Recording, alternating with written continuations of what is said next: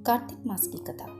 प्रिय दोस्तों, नमस्कार। एक नगर में एक ब्राह्मण दंपति रहते थे। वे दोनों प्रतिदिन 5 कोस दूर गंगा और यमुना नदी में स्नान करने जाते थे। इतनी दूर आने जाने से ब्राह्मण की पत्नी थक जाती थी। एक दिन उसने अपने पति से कहा कि काश हमारे एक बेटा होता तो कितना अच्छा रहता।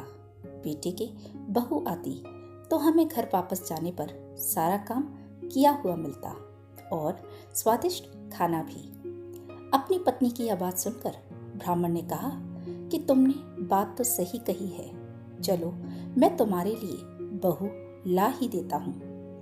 ब्राह्मण ने कहा कि एक पोटली में आटा डालकर कुछ मोहरें रख दो।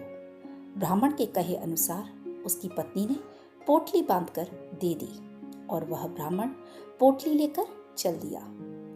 ब्राह्मण को सफर के दौरान यमुना के किनारे बहुत ही सुंदर व सुशील लड़कियां खेलती हुई दिखाई दी।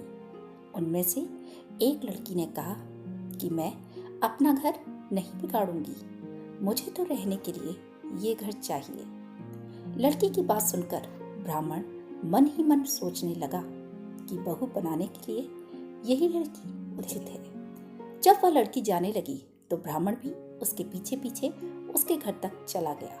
वहां जाकर ब्राह्मण ने उस लड़की से कहा, बेटी, कार्तिक मास चल रहा है, इसलिए मैं किसी के घर खाना नहीं खाता। मैं अपने साथ आटा लेकर आया हूँ। तुम अपनी माँ से पूछो कि क्या वह मेरे लिए आटा छानकर 4 रोटी बना देंगी। यदि वह मेरे आटे से रोटी बनाएंगी तो ही मैं रोटी खा सकता हूँ। लड़की ने जाकर अपनी माँ को ये सारी बात बताई। माँ ने कहा, उचित है, जाकर ब्राह्मण देव से कह दो कि वह अपना आटा दे दे, मैं रोटी बना दूंगी। जब वह आटा छानने लगी तो आटे में से मोहरें निकली। वह सोचने लगी कि जिसके आटे में इतनी मोहरें हैं उसके घर में कितनी मोहरें होंगी। जब ब्राह्मण खाना खाने बैठा तो लड़की की माँ ने उस ब्राह्मण से पूछा, क्या आपका कोई लड़का है और क्या आप उस लड़के की सगाई करने जा रहे हो। यह सुनकर ब्राह्मण ने कहा कि मेरा लड़का तो काशी में पढ़ने गया हुआ है, लेकिन यदि तुम कहो तो खान कटोरे से विवाह करके तुम्हारी बेटी को अपने साथ ले जाऊं। लड़की की माँ ने कहा, ठीक है ब्राह्मण देव। इस पर लड़की की माँ ने लड़की की खान कटोरे से शादी करके ब्राह्मण के साथ भेज दिया। ब्राह्मण ने घर आकर कहा, राजू की माँ, दरवाजा खोलकर देख, मैं तेरे लिए बहू लेकर आया हूँ। ब्राह्मण की पत्नी भीतर से ही बोली, हमारे तो कोई बेटा बेटी नहीं है, तो बहू कहाँ से आए। दुनिया ताने मारती थी, अब आप भी मारने लगे।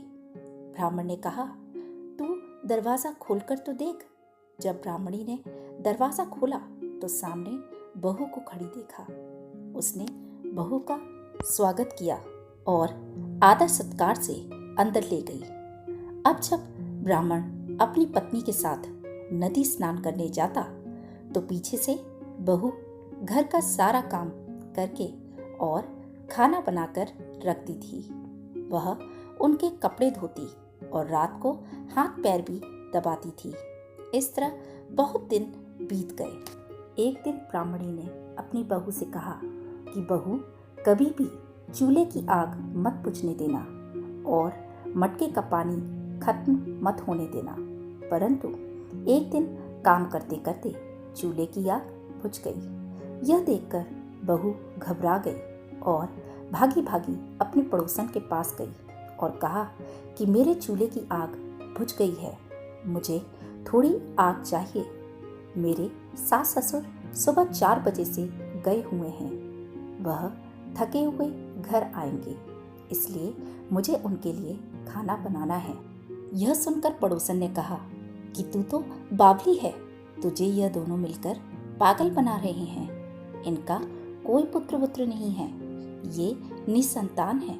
बहू ने कहा, नहीं, ऐसा मत बोलिए, इनका बेटा तो बनारस काशी में पढ़ने गया हुआ है। इस पर पड़ोसन ने कहा कि यह तुझे झूठ बोलकर लाए हैं, मेरी बात सच मान, इनके कोई बेटा नहीं है। अब बहू पड़ोसन की बातों में आ गई और कहने लगी कि अब आप ही बताओ मैं क्या करूं। पड़ोसन ने कहा कि करना क्या है, जब तुम्हारे सास ससुर आए तो जली हुई रोटियां बनाकर देना और बिना नमक की दाल बनाकर देना। खीर की कड़ची दाल में और दाल की कड़ची खीर में डाल देना। पड़ोसन ने बहू को अच्छे से सिखा पढ़ा दिया। फिर जब उसके सास ससुर घर आए तो उसने ना तो उनका आदर सत्कार किया और ना ही उनके कपड़े धोए। जब उसने सास ससुर को खाना दिया तो सास बोली, बहू आज यह रोटियां जली हुई क्यों हैं और दाल भी अलूनी है। तब बहू ने पलट कर कहा कि एक दिन ऐसा खाना खा लोगे तो कुछ बिगड़ नहीं जाएगा तुम्हारा।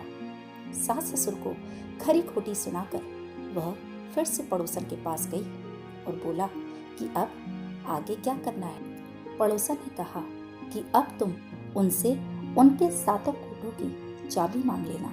अगले दिन जब वे स्नान करने के लिए जाने लगे तो बहू अड़ गई कि मुझे तो सातों कोठों की चाबी चाहिए। तब ससुर ने कहा कि इसे चाबी दे दो। तब सास ने बहू को चाबी दे दी।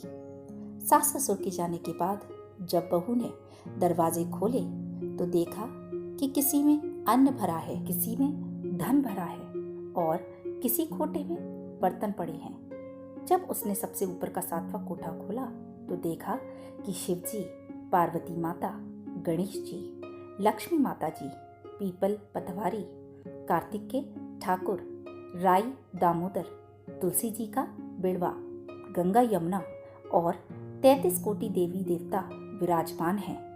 वहीं पर एक लड़का चंदन की चौकी पर बैठा माला जप रहा है। यह सब देखकर उसने लड़के से पूछा कि तुम कौन हो। तब लड़का बोला कि मैं तेरा पति हूँ, अभी दरवाजा बंद कर दे, जब मेरे माता पिता आएंगे तब दरवाजा खोलना।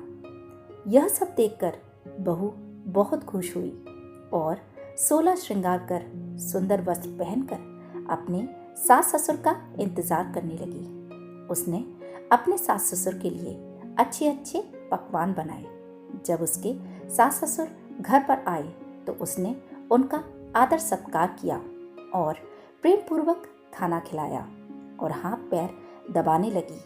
पैर दबाते दबाते बहू ने कहा कि माँ, आप इतनी दूर गंगा यमुना स्नान करने के लिए जाती हो तो आप थक जाती हो, इसलिए आप घर पर ही स्नान क्यों नहीं करती हैं। यह सुनकर सास कहने लगी कि बेटी, गंगा यमुना घर पर तो नहीं बहती हैं। तब उसने कहा, हाँ माँ जी, बहती हैं, चलो मैं आपको दिखाती हूँ। जब बहू ने सातवां कोठा खोलकर दिखाया तो उसमें शिव जी, पार्वती जी, गणेश जी, लक्ष्मी जी, पीपल पतवारी, कार्तिक के ठाकुर, राई दामोदर, तुलसी जी का बिड़वा, गंगा यमुना बह रही और 33 कोटि देवी देवता विराजमान थे। वही चौकी पर बैठा एक लड़का माला जप रहा है। माँ ने उसे देखकर कहा कि बेटा, तू कौन है। लड़का बोला, माँ, मैं तेरा बेटा हूँ। तब ब्राह्मणी ने पूछा कि तू कहाँ से आया है। लड़के ने जवाब दिया कि मुझे कार्तिक अदे ने भेजा है। माँ ने कहा, बेटा, यह संसार कैसे मानेगा कि तू मेरा बेटा है। माँ ने कुछ विद्वान पंडितों से मदद मांगी। पंडितों ने कहा, इस पार बहू बेटा खड़े हो जाए और उस पार माँ खड़ी हो जाए।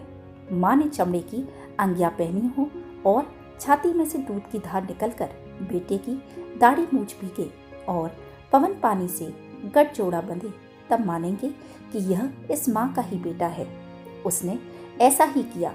चमड़े की अंगियां फट गई और छाती में से दूध की धार निकलकर बेटे की दाढ़ी मूछ भीग गई। पवन पानी से बहू बेटे का गठजोड़ बंध गया। यह सब देखकर ब्राह्मण और उसकी पत्नी की खुशी का ठिकाना ना रहा। उन दोनों को अब बेटे और बहू का सुख मिल गया था। तो यह थी कार्तिक मास की कथा। हे कार्तिक के ठाकुर महाराज, जैसे ब्राह्मण और ब्राह्मणी को बहू बेटा दिया, वैसे सबको देना। कार्तिक मास की कथा कहने, सुनने और हुंकारा भरने वाले सब पर अपनी कृपा बनाए रखना।